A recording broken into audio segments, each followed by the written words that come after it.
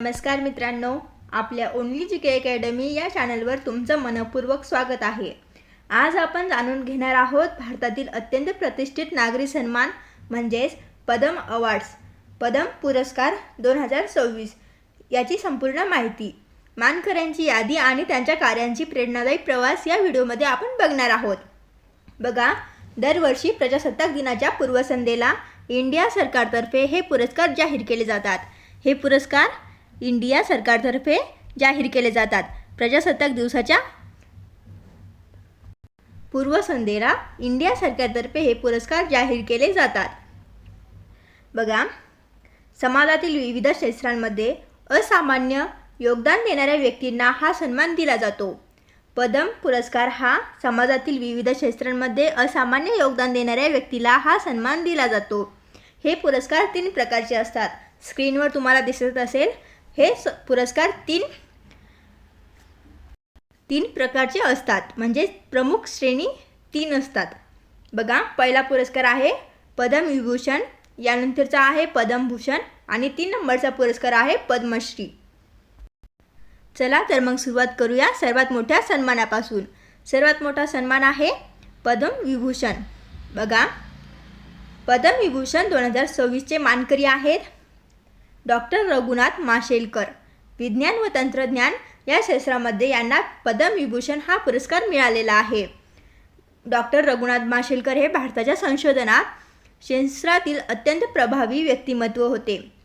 Doctor Raghunath Mashelkar हे भारताच्या संशोधन क्षेत्रातील अत्यंत प्रभावी व्यक्तिमत्व होते।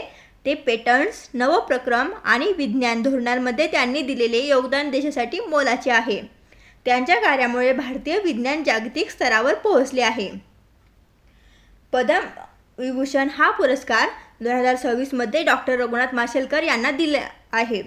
डॉक्टर रघुनाथ माशेलकर यांच्या कार्यामुळे भारतीय विज्ञान जागतिक स्तरावर पोहोचले आहे। यानंतर बघूयात पंडित हरिप्रसाद चौरसिया यांना सुद्धा पद्मविभूषण 2026 हा पुरस्कार मिळालेला आहे। संगीत कला या क्षेत्रामध्ये त्यांना हा पुरस्कार देण्यात आलेला आहे। बघा, भारतीय शास्त्रीय संगीतातील बासरीचे जादूगार पंडित हरिप्रसाद चौरसिया हे भारतीय शास्त्रीय संगीतातील बासरीचे जादूगार होते। त्यांच्या सुरांना भारताचे नाव जगभर गाजवले। पंडित हरिप्रसाद चौरसिया यांच्या सुरांनी भारताचे नाव जगभर गाजवलेले आहे। रतन टाटा, बघा, रतन टाटा यांना मरणोत्तर पद्मविभूषण पुरस्कार मिळालेला आहे।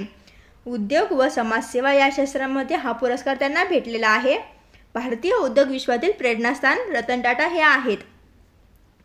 भारतीय उद्योग विश्वातील प्रेरणास्थान म्हणजेच रतन टाटा यांना मरणोत्तर पद्मविभूषण पुरस्कार भेटलेला आहे। टाटा समूहाच्या माध्यमातून उद्योग, शिक्षण, आरोग्य आणि सामाजिक क्षेत्रात मोठे योगदान त्यांचे आहे। बघा, पद्मविभूषण 2026 चे मानकरी आता आपण बघणार आहोत। 2 श्रेणी दुसरा पद्मभूषण 2026 हा पुरस्कार, त्याचे मानकरी आहेत। अगोदर बघूयात किरण मजुमदार-शॉ यांना उद्योग क्षेत्रामध्ये हा पुरस्कार मिळालेला आहे। किरण मजुमदार-शॉ ह्या बायोटेक क्षेत्रात भारताला जागतिक ओळख मिळवून देणाऱ्या अग्रगण्य उद्योजिका आहेत। यानंतर बघा, डॉक्टर प्रकाश आमटे। पद्मभूषण हा पुरस्कार डॉक्टर प्रकाश आमटे यांना सुद्धा मिळालेला आहे। हे समाजकार्य या क्षेत्रामध्ये यांना पुरस्कार भेटलेला आहे। आदिवासी भागात आरोग्य आणि शिक्षणाची ज्योत पेटवणारे समाजसेवक म्हणजेच डॉक्टर प्रकाश आमटे। हेमल कसा प्रकल्पामुळे हजारो लोकांना मदत त्यांनी केलेली आहे। बघा, यानंतरचा आहे अजय देवगण। अजय देवगण यांना सुद्धा पद्मभूषण हा पुरस्कार भेटलेला आहे। कला म्हणजे चित्रपटसृष्टीमध्ये त्यांना पद्मभूषण हा पुरस्कार देण्यात आलेला आहे। भारतीय चित्रपटसृष्टीतील उल्लेखनीय अभिनय आणि निर्मिती कार्य अजय देवगण यांचे भारतीय चित्रपटसृष्टीतील उल्लेखनीय अभिनय आणि निर्मिती कार्य। यानंतर बघूयात मेरी कोम। मेरी कोम यांना क्रीडा क्षेत्रामध्ये हा पुरस्कार भेटलेला आहे। पद्मभूषण 2026 मेरी कोम यांना पुरस्कार मिळालेला आहे। मेरी कोम ह्या भारतीय बॉक्सिंगची शान आहेत। मेरी कोम ह्या भारतीय बॉक्सिंगची शान आहेत।